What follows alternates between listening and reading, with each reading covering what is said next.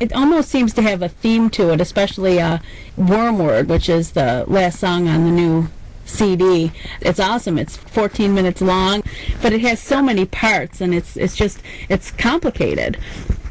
I wanted to do an epic song. Basically, Warmode is basically son of Rhyme Ancient Mariner from Iron Maiden's Power Slave record. I always loved that long song, and I thought that we had the players of the band to be able to do it in a great subject matter. I thought, talking about the end of the world taken from the Bible, I mean, that doesn't get much heavier than that. So it really was kind of a cool subject to play with.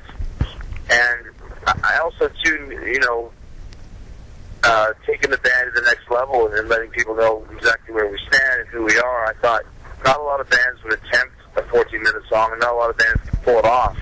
And I knew we could do it. So putting Warmode on there did take us to a different place as far as, the way that people look at the band, and then having the song turn out as good as it did. I think it was a real huge step forward for Fozzy, and it got a lot of great reviews. I mean, it's one of the cornerstones, centerpieces of the record, and that's, at first I didn't know how people would respond to it, but everyone really enjoys it. And the secret to it is that it's not just a 14-minute song. It's like a 14-minute song seems to go by in like 5 or 6 minutes. That's the real true test. What made you throw a ballad on there? It's not like we sat down and said, hey, let's do that. It's like all the songs just kind of came from the combination of my lyrics and Rich's riffs, and that's just kind of how he interpreted my lyrics for Broken Soul.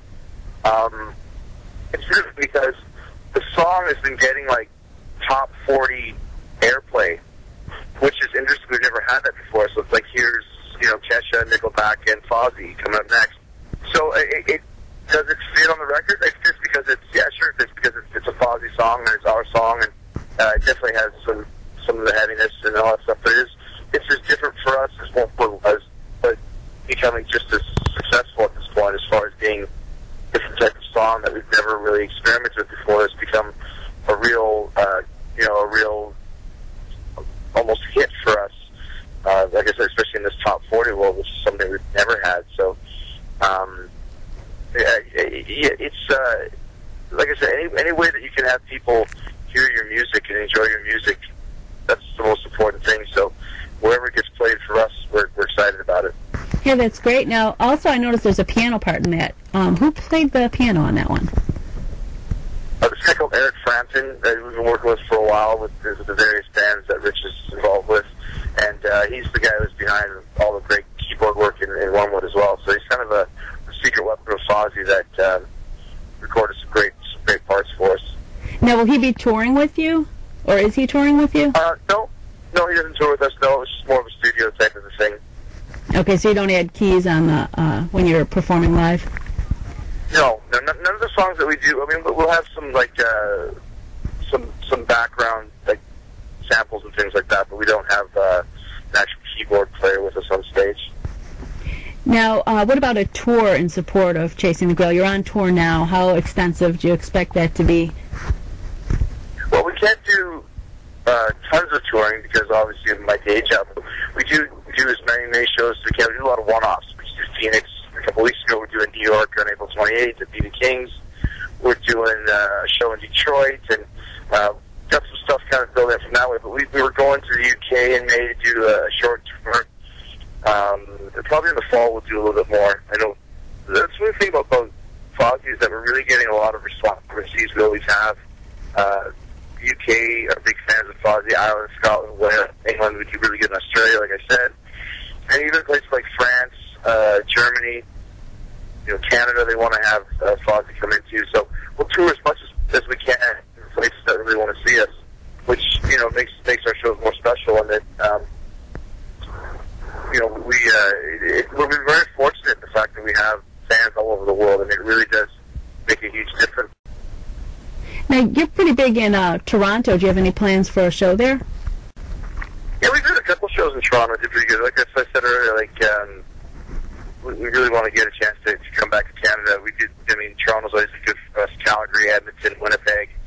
So, yeah, there's a good fan base in Canada. We'd like to take advantage of it. Sorry about that. You're not supposed to be on your phone when you're. Do you want the real Chris Jericho? Here you go. No, you're supposed to be on your phone when you're driving to New York. I went to a toll booth, so I had to phone away for a second. I'm sorry. You should be pulling over.